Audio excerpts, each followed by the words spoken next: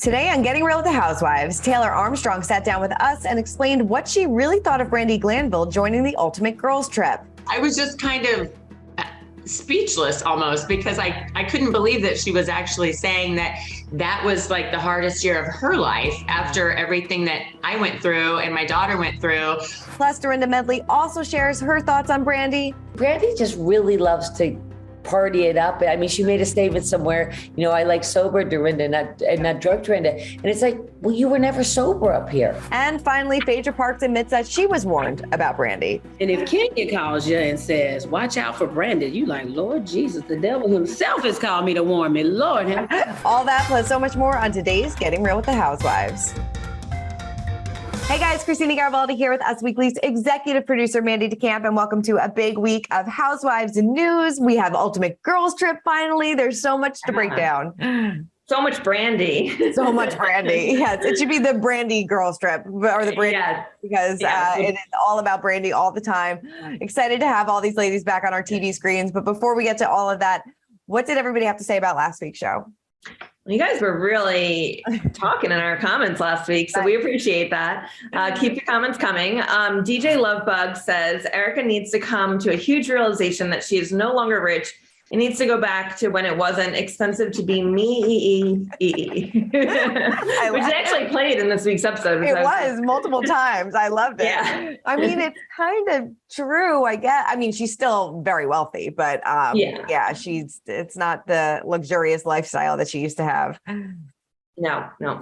All right. Well, Kate Hepburn says, I love Dorinda's house. It is beautiful and elegant and historic. The fact that it doesn't suit Vicky is because Vicky is superficial and lacks good taste and sense. Ooh, fighting words, Kate. Oh, I totally agree with Kate. And also, I didn't realize quite how large the entire estate was. Yes. It's huge. It's huge. And it is so beautiful. Dorinda says in our interview, she's like, you see these shots of Bluestone Manor that we've never seen before because usually they film in the wintertime and it's, you don't really get to see the pool and the maze and everything. It is gorgeous.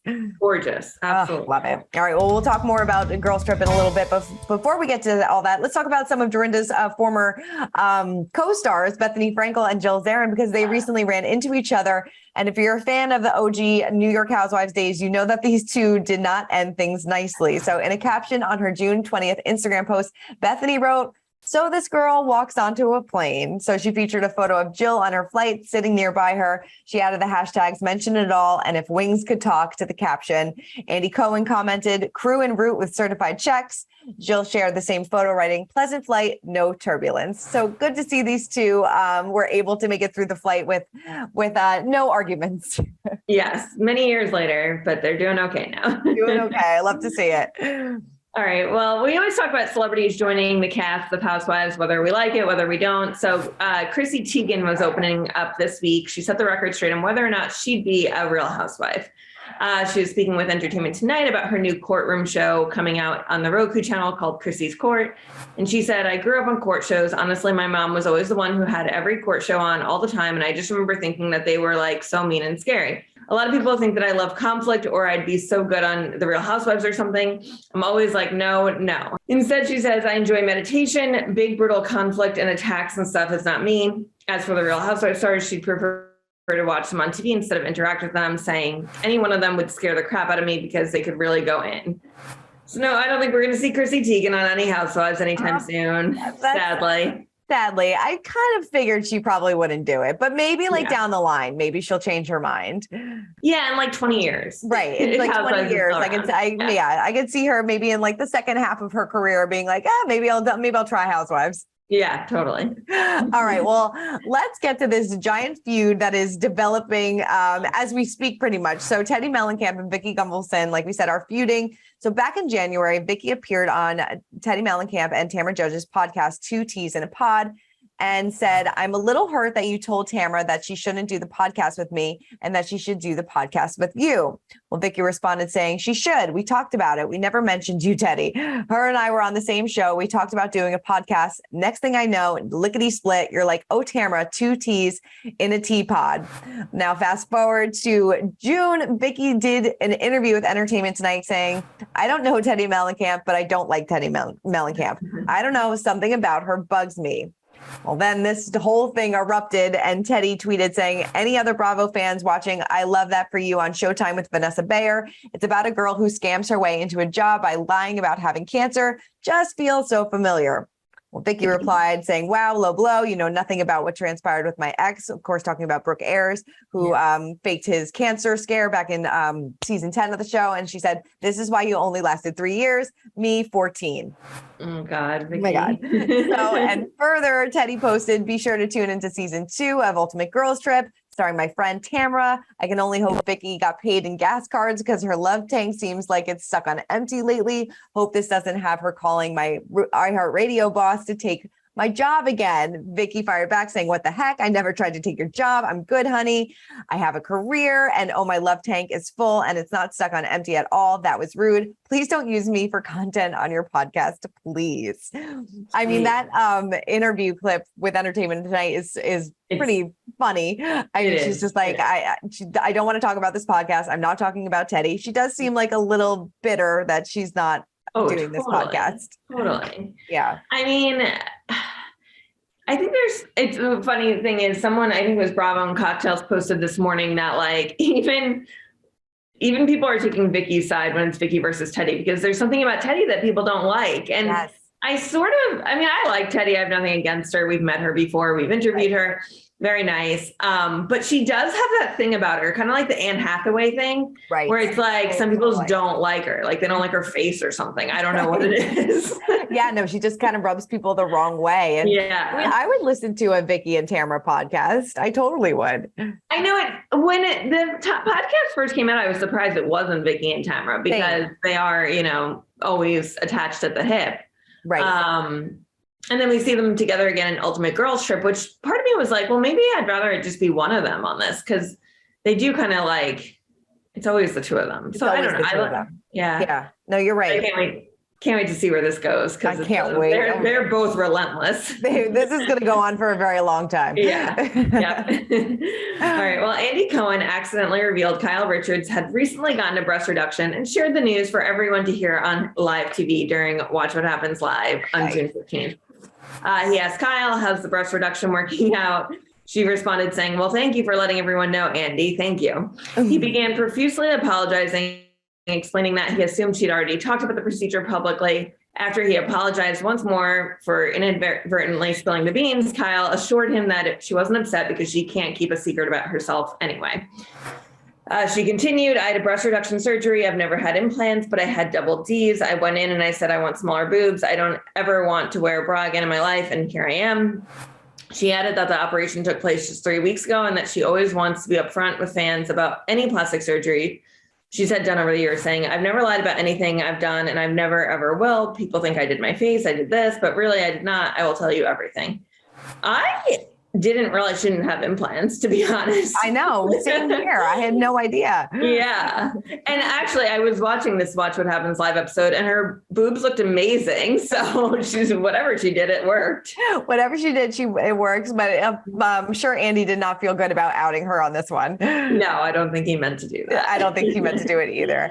All right. Well, let's get into this week's Real Talk. And we recently caught up with 3 of the ladies from Ultimate Girls Trip, and all 3 had a lot to say about Miss Brandy Glanville. Take a look. What was your reaction to the first episode with Brandy and Taylor kind of going back and forth? Brandy and Taylor have this moment at dinner, which, with Brandy saying that, it was the hardest year of her life when Taylor's husband passed away. I think it's going to be a little shocking moment for a lot of people.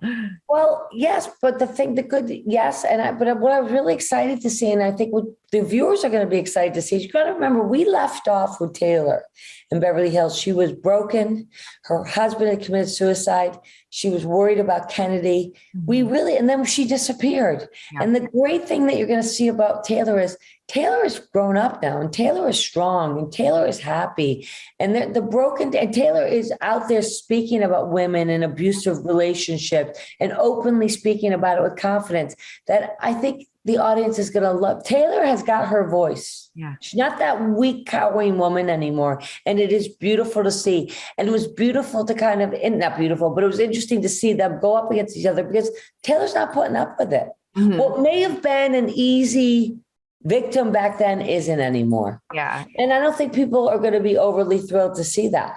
Right. Yeah. No, I mean, how was your relationship with Brandy this season? Because it seems like the two of you hit it off in the beginning, but maybe things get a little rocky later on. Well, Brandy, Brandy just really loves to party it up. I mean, she made a statement somewhere, I like sober Dorinda, not drug Dorinda. And it's like, well, you were never sober up here. So every night was a huge party to the point where you'd either pass out or you didn't show up for the next night's dinner. So I don't know what her reference point is, but I don't care. See, unlike other people, I don't weaponize those things to make myself feel better. Of course, we're all going to drink up here. What else are you going to do up at Bluestone?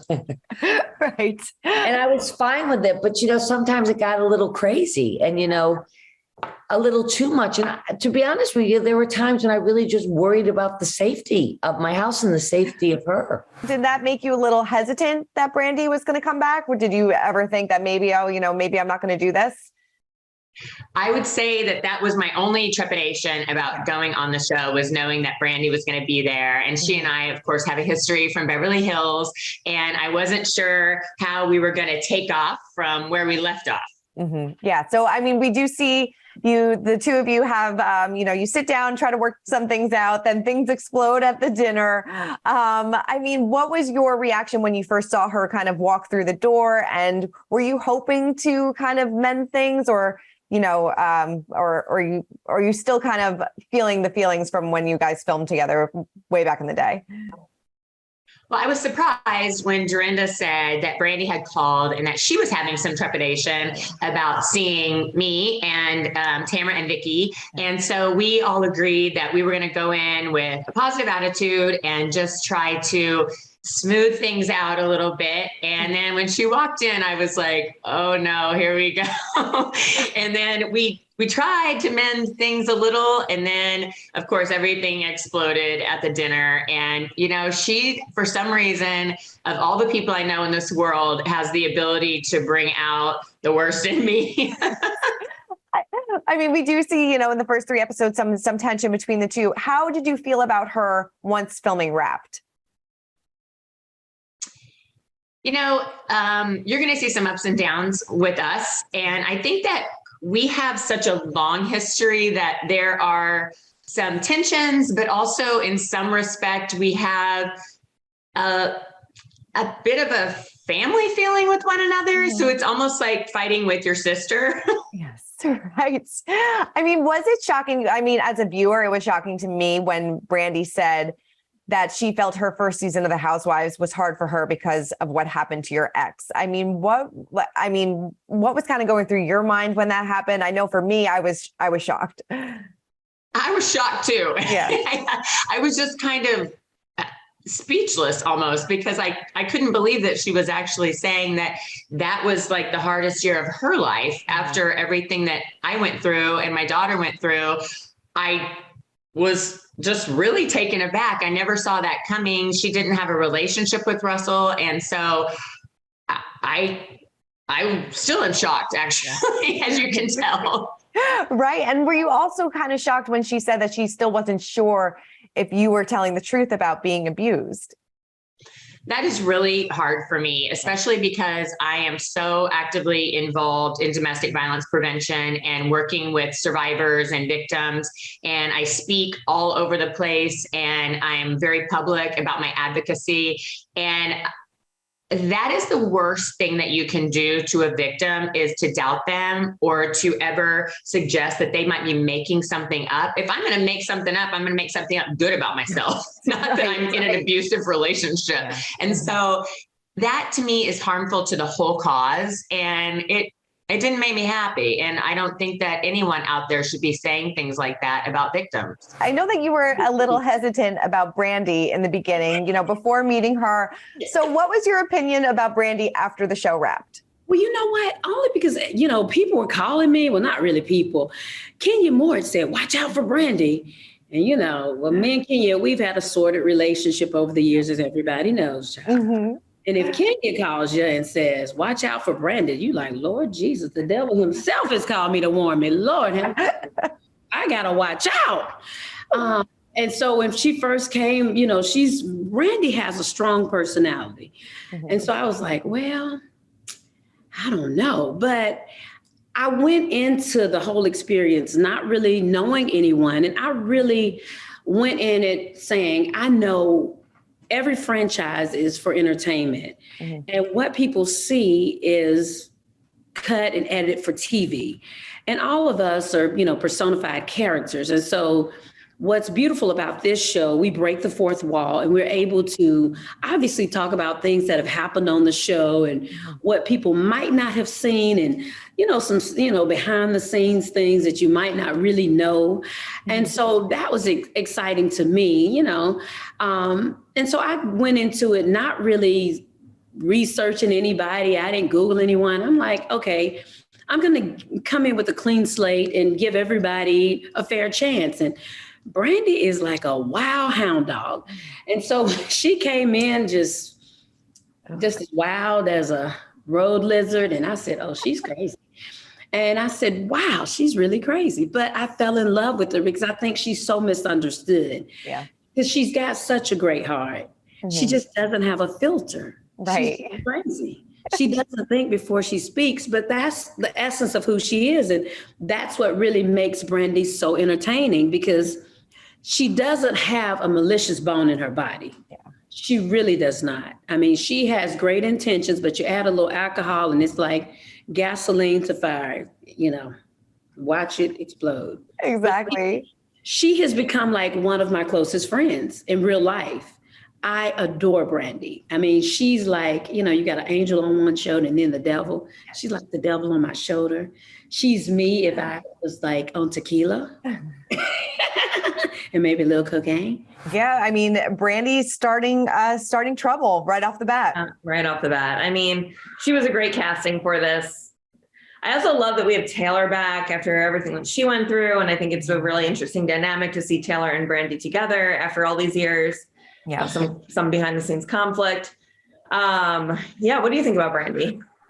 I mean, she is, like you said, she's great TV. And her being back with Taylor, they left things obviously on a really bad note. And they try to kind of come back to terms or at least have a conversation and that kind of blows up. And I mean, we can kind of go right into recapping Ultimate Girls Trip too. It's, Brandy and Taylor sit down and they have this conversation and Brandy questions whether or not she was ever actually abused by Russell, then says that it was the worst year of her life when Russell died because it was her first season on the show. It's just so strange to me. So strange that she said it was the worst year of her life. And I can't wrap my head around that. I can't wrap my head around that either. Yeah. But like you said, I mean, she makes for great TV. It seems like a lot of the girls were warned about her. Phaedra said, Kenya Moore gave her a call and she's like, when the devil herself gives you a call and warns you about somebody else, then it's going to be bad. Then it's bad. But it'll be interesting to see how it kind of plays out throughout the course of the season. They've dropped the first 3 episodes and she and Taylor kind of really go at it. She and Dorinda go at it. Dorinda goes at it with Vicky. And Dorinda was right. I mean, Vicky right off the bat does kind of have some choice words for Bluestone Manor. Immediately. So, she's like, I don't know where we are. We're in the middle of nowhere. There's no TJ Maxx. And, there's nowhere to go at night, which does make it a little weird. Like, it is kind of funny when Dorinda's like, okay, now we're all going to nap. Yes. And it is kind of like, well, that is kind of weird. Because on vacations in normal time, they'd be like, well, some of them are going to go to the spa. Some are going to do this. And now it's just like, oh, we're all going to go nap. Right. Yes. We're all taking a nap. I love the rules of the house. I mean, Dorinda is a fabulous host though. She has some great welcome baskets for everybody, but it's pajamas. Right. But that's so nice. But it seems like her and Vicky are really going to go at it this season. They have that heated debate about COVID vaccines in the second episode, so that really got intense. But it's going to be a lot of fun. I mean, Vicky had just broken up with that's right. Steve Yes, the day before. It sounded like, they hadn't been intimate in 14 months. I think she said. I believe so. He was like living at her house in Mexico. Yeah. She bought herself her own ring because he couldn't afford it or afford the one that she wanted. Yeah, right. I don't know. Vicky seems like she's coming into Ultimate Girls Trip, guns blazing, like wants to just tear things up and make her name for herself yet again. Yeah, she's gonna whoop it up. Oh yeah. All right, well, let's move on over to Dubai. I'm really enjoying the season now. I feel like we're really kind of getting into it, and like we said, the houses, the parties, the license plates are out of control. That was insane. I mean, I said I was watching it with my husband, Jeffrey, and I'm like, we're, contemplating what to get for our second car and what we can afford. And we're watching this and we're just like, what? I'm like, can you set up a car showing for me, please? Seriously, but like, could you imagine spending millions of dollars on a license plate? No. It's insanity. I just had to spend a couple $100 because apparently you have to pay to get your license plate changed from New York to Mississippi. So I just spent it was like $700 that I didn't know about. I didn't know that either. Yeah, I was complaining about that, but this is a whole other ball field. I guess it's like a status thing. If you have the certain type of license plate, you're rich, honey, I guess. I don't know. I guess so. I guess that's so crazy. Yeah. We also see, Caroline Stanberry with her husband, and they're talking about having a baby. It seems like a baby is an absolute must for him. Yeah. I saw on Watch What Happens Live after that, she said they do have one baby boy embryo frozen. Okay. So that's good. She didn't really say much more about whether or not they found a surrogate or she plans to carry it. I don't think she's going to carry it, but yeah, it doesn't seem like it, but yeah, it seems like that is a deal breaker if they can't have a child, that he is kind of out. And then Sergio was kind of involved in this drama at the end of the episode with Lisa and Ayan, and that just got heated really quickly.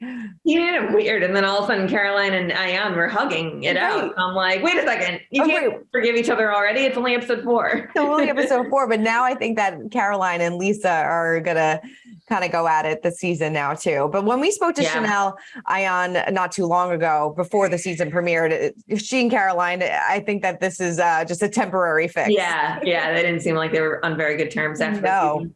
I can't believe spending 6 figures on this birthday party. I mean, this money is on just different levels than we've ever seen before. Like a floating piano, flying in performers from Los Angeles. Like, this is like real deal money. Like, this is crazy. Like, it really is. And, they all have it. It's nuts. Yeah. It really is. All right. Speaking of other ladies that have a lot of money, Beverly Hills, we are still in Mexico and, still on the girls trip, but a lot happened. But the funniest thing to me, obviously Erika drunk on the boat, but that her previous boat's name was illegal. I know. I was like, is that real? That was hysterical. It was hysterical. I was dying. Amazing. We get a little bit more into Diana, but not much, which I'm curious to hear what you have to say about it in the comments, because I feel like she's a little cagey and not sharing too much. I mean, she talked about the happiest divorce that her and her ex had, and how their marriage and their divorce was nothing to do with money, but doesn't give anything. It's like everything's perfect. Yes. And I also feel like, I think one of the ladies kind of said it too. I can't remember, but it doesn't seem like she wants to be there. It doesn't. She seems like defensive every time they talk to her, and like very short answers. Yeah. I don't know. Tell us what you guys think in the comments about Diana, because I'm not sure about her. She came in hot and I was really excited about her. And now I'm just like, like you said, she is not giving us anything. She just doesn't seem like she gels well with the group. And I don't know. I'm sure it's a very intimidating group to get into, and probably being thrust into that. You're like, who do I kind of talk with, and who do I kind of make an alliance with? And who knows, maybe she said, Garcelle wasn't the most welcoming or didn't try to get to know her. So I don't know. We'll have to see what happened. Yeah. And Kyle also talked about her first marriage. I didn't realize that they were still so close and such good friends. I didn't either. Like, it makes sense after I was watching it that they share their oldest daughter, or her oldest daughter with him, which I did know, but I just never thought about it much. And it was very interesting, I thought, to see photos. Definitely photos, videos, and she said that he and Mauricio are really good friends, which I love. I think that's great.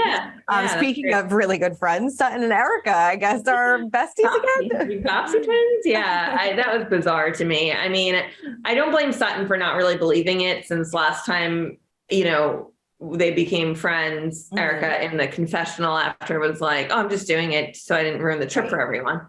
So we'll see how it actually pans out. But I don't know. It kind of seemed genuine to me. It did kind of seem genuine. And I feel like Erika always really did like Sutton. They had that Southern, connection, but I guess she just kind of came in a little too hot last season, asking too many questions.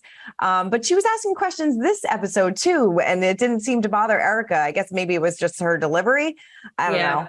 But also, maybe she was just still about the South. I mean, I know she was wasted, but I was like, she's from Atlanta, Georgia. Like, it's not like, country line. Right. Yeah. Major city. Right. It's very true. I forget where Sutton is from, but no, you're right. I gotta look that up. I'll look it up later. But a lot going on. And then Denise. Yeah. Are we gonna see her next episode? I didn't see her in the preview. Yeah. So I feel like we're not. I feel like that was like a one conversation and done, but I sure hope we do. I hope we do. I hope we get a glimpse of party. Yeah. Oh my God, that would be so great. And then, going back to Sutton, couldn't sit next to Diana on the plane. That was rude. I thought that I agree with Garcelle. That was super rude and weird and just, I don't know. Diana's rubbing me the wrong way, you guys. Mm-hmm. But honestly, thank God for Sutton, because we wouldn't have a lot of storylines if it wasn't for her. It's true. I know. It really is. She's emerged into being a really great housewife. She has. I'll give it to her. I'll give it to her too. All right, let's move on to our social spotlight, where we discuss which housewife caught our attention on social media. Mine went to Lisa Rinna. She, always posts some really fun videos of her dancing. And this was a tribute to Harry Hamlin, spending Father's Day together. But it was the comment by PK that I really enjoyed. He wrote, Dorit, this is Lisa's 98th Father's Day post for Harry. You better do something double quick or I'm unfollowing you. I didn't do that. That's so funny. So I enjoyed little PK's little jab at Dorit. That's hysterical. And Lisa does post a lot about Harry, but keep it coming. I love it. I'll take more Harry Hamlin, please. What about you? Mine goes to Bravo Andy Cohen. He posted this photo with Garcelle, Dorit, and Boy George, who all happened to be in Cannes, I guess. Cannes. I guess it's a Bravo Con festival. Who knew? Yeah. So he said hashtag BravoCon is everything I needed. And I would just love to be a fly on that wall in their conversation in that room, wherever they are. So much fun. This looks like a blast. And, we cover the Housewives every week. Where was our invitation to BravoCon? It's like, guys, we would have been there. Next year. Our invite got lost in the mail. All right. Well, that is it for this week's episode of Getting Real with the Housewives. Mandy is taking a 12-week little break because it's not going to be a break because it's going to be a lot of work. Expecting your second baby. So congratulations. We're going to miss you, but I can't wait to see pictures and it's going to be so great. And I'll still be watching. I just won't be recapping with you, but we have a lot of special guests lined up. So you'll be in good hands. Definitely. We can't wait. Yeah. Well, congratulations. Good luck. Thank you. Get some sleep. Yes. All right, everybody. Thank you for watching, subscribing, commenting. If you want to listen to our full interview with Dorinda Medley this week, listen to our Getting Real with the Housewives podcast, and we'll see you guys next week. Bye. Hey everyone, I'm Christina Garibaldi, the host of Us Weekly Celebrity Coverage. Don't forget to hit subscribe for the latest celebrity news, tips, and video. And for much more content, make sure you head on over to usmagazine.com, the official home of Us Weekly magazine.